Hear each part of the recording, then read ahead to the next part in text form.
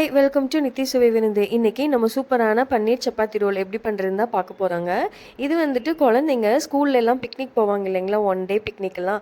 So அந்த மாதிரி டைமில் நீங்கள் இது பண்ணி கொடுத்தீங்கன்னா ரொம்ப சாப்பிட்றதுக்கு ஈஸியாகவும் இருக்கும், ப்ளஸ் டேஸ்டி அண்ட் ஹெல்த்தியாகவும் இருக்கும்.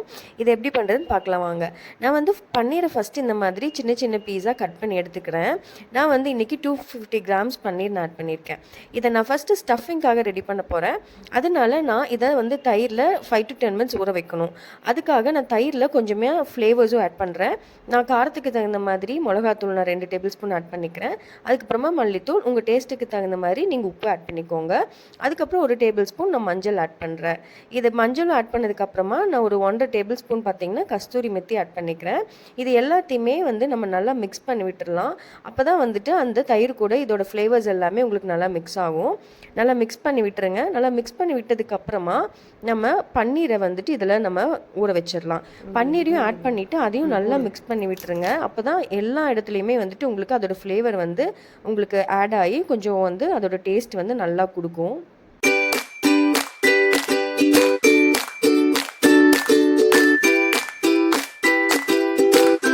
இப்போது பன்னீரை நம்ம 5 to 10 minutes அப்படி ஊற வச்சிடலாம். அடுத்தது நம்ம தாளிக்கிறதுக்காக நான் வந்து கேப்சிகம் நான் எடுத்திருக்கேன்.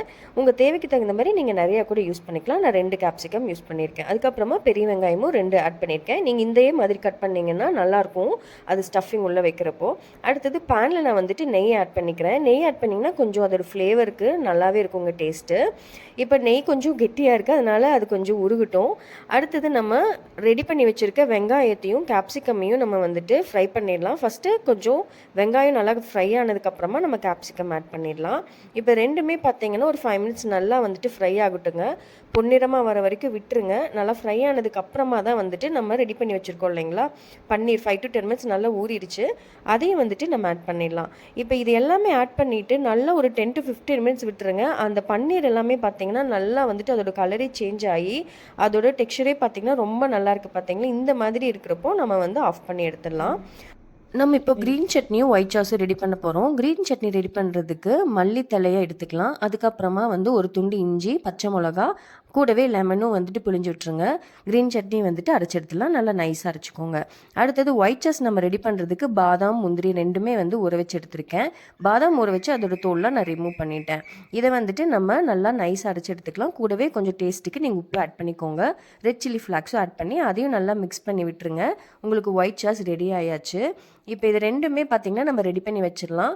இந்த ஸ்டஃபிங்கும் நான் நம்ம ரெடி பண்ணியாச்சு. அடுத்தது நம்ம வந்து சப்பாத்தி வந்துட்டு எப்படி ரோல் பண்ணுறதுன்னு பார்த்துடலாம் வாங்க. நம்ம இப்போ சப்பாத்தியில் ஃபஸ்ட்டு க்ரீன் சட்னியை நல்லா ஸ்ப்ரெட் பண்ணி விட்டுடலாங்க. நல்லா ஓரங்கள் எல்லாமே கவர் ஆகிற மாதிரி ஸ்ப்ரெட் பண்ணி விட்டுருங்க. இது நம்ம ஸ்ப்ரெட் பண்ணி விட்டதுக்கப்புறமா நம்ம வந்து ஒயிட் சாஸ் இது மேலேயே ஸ்ப்ரெட் பண்ணி விட்டு போகிறோம். நான் ஏன் வந்து ஓரங்களெல்லாம் நல்லா ஸ்ப்ரெட் பண்ணி விட சொல்கிறேன்னா, உங்களுக்கு வந்துட்டு அந்த ஸ்டஃபிங் வைக்கிறப்போ உங்களுக்கு அந்த ஸ்டஃபிங் வெளியில் வராத மாதிரி இருக்கும். எப்படின்னா அந்த சப்பாத்திக்கு வந்து இது ஒரு நல்ல பேஸ்ட் மாதிரி நல்லா வந்து ஒட்டிடும். அந்த ஸ்டஃபிங்கும் வெளியில் வராது. இன்றைக்கி பார்த்திங்கன்னா நம்ம எல்லாமே ஹெல்த்தியான ஐட்டம்ஸ் தான் நம்ம யூஸ் பண்ணியிருக்கோம்.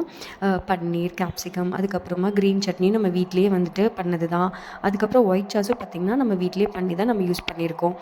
அப்புறமா நம்ம ஸ்டஃபிங் பார்த்திங்கன்னா இதுக்கு வைக்கிறப்போ கொஞ்சம் நிறையா வச்சிங்கன்னா தான் உங்களுக்கு அந்த ரோல் பண்ணுறப்போ வந்துட்டு நல்லாயிருக்கும் அதோட டேஸ்ட்டு. அடுத்தது நம்ம சப்பாத்தியோட ஸ்டஃபிங்கையும் நம்ம ரோல் பண்ணிடலாம். இப்போ பார்த்திங்கன்னா நம்ம ரோல் பண்ணுறப்போ அந்த ஸ்டஃபிங் வெளியிலே வராத மாதிரி தான் நம்ம ரோல் பண்ணணும். அதே மாதிரி நீங்கள் கட் பண்ணுறப்போ ஸ்டஃபிங் வெளியில் வராமல் இருக்கிறதுக்கு நம்ம சாஸ் எல்லாம் ஓரங்களை நம்ம போட்டிருக்கோம் இல்லைங்களா, அதே பேஸ்ட் மாதிரி உங்களுக்கு வெளியில் வராது சப்பாத்திலேருந்து. இதை நம்ம 2 பீஸை இப்படி கட் பண்ணிடலாம். அப்போ தான் ஈஸியாக சாப்பிட்றதுக்கும் இருக்கும் குழந்தைங்களுக்கு. அவ்வளோதாங்க, ரொம்ப ஹெல்த்தியான ரொம்ப சிம்பிளான சப்பாத்தி பன்னீரோடு ரெடி ஆயாச்சு. இந்த வீடியோ உங்களுக்கு பிடிச்சிருந்துன்னா லைக் பண்ணுங்கள். அண்ட் இந்த ரெசிபியை ட்ரை பண்ணிவிட்டு எப்படி இருந்துச்சுன்னு கமெண்ட் பண்ணுங்கள்.